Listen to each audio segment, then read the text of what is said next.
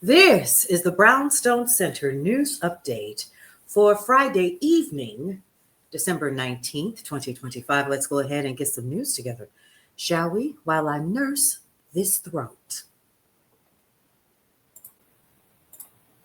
Google has adopted a new tactic in the battle for AI talent, rehiring former employees. Roughly 20% of AI software engineers hired by Google in 2025 were boomerang employees, according to CNBC reports. Now, it's a trend across industries, according to data from ADP Research, but Google has distinct advantages: a large reserve of ex-employees after mass layoffs in 2023, and the spending power for advanced AI projects. The company also ramped up hiring from competitors in 2025, intensifying recruitment efforts as it works to catch up in generative AI.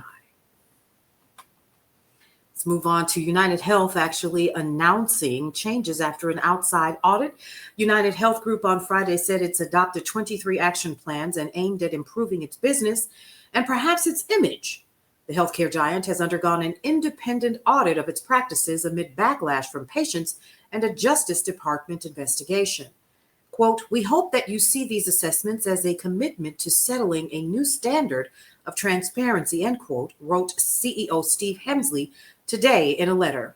United Health vowed to complete the action plans, which actually include changes to its Medicaid and Medicare systems by March of 2026. Elon Musk's pay package from 2018 restored by the Delaware court.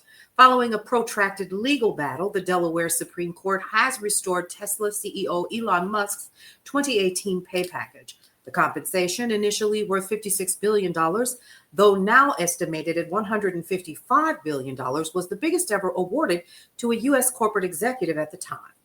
Musk's payday was twice voided by Delaware judges, initiating a years-long dispute that led Tesla to reincorporate in Texas.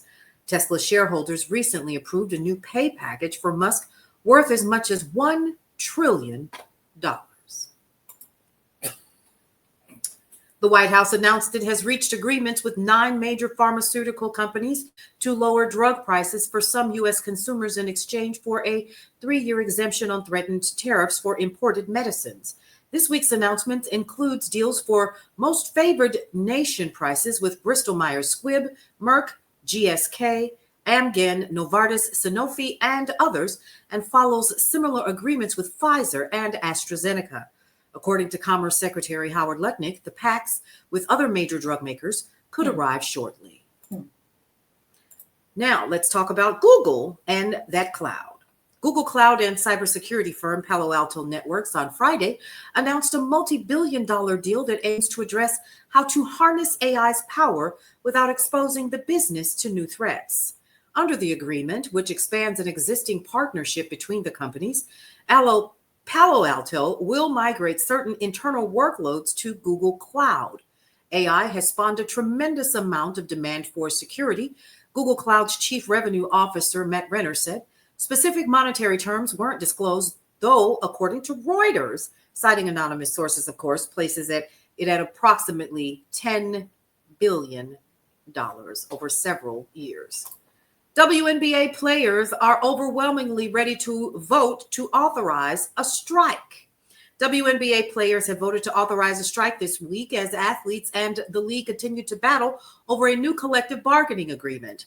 According to the Players Union, 98% voted in favor of allowing the union's executive committee to call for a work stoppage if necessary, with 93% of members casting ballots. The WNBA is currently offering players a 15% share of a league revenue, roughly half of what the players are requesting. In a statement, the WNBA said it disputes the union's, quote, characterization of the current state of negotiations.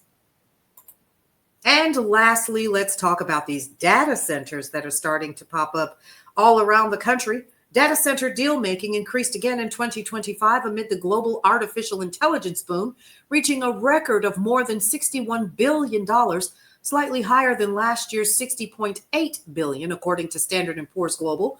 The global construction frenzy happened even as investors grew increasingly skeptical about potentially inflated AI valuations and the financing to support the infrastructure build-out. And the deal-making trend is expected to continue. Overall, we see demand for AI applications continuing to grow strongly in 2026, S&P's Lori Struda said. Well, folks, that's it for now. We're going to head into more news and information for you this evening. I'm not going live tonight, y'all. I got to nurse this voice and I got stuff to do to prepare for the weekend so that you guys can see me in the kitchen. How about that? Will that work for you? Hope so. Anyway, neighbors, for more news and information that you can use, head over to brownstoneworldwide.com, Cityscape Radio for sounds of the seasons and podcasts you'll enjoy. And don't forget, with me on the cover with this scarf, Brownstone Living magazine. We'll see you around.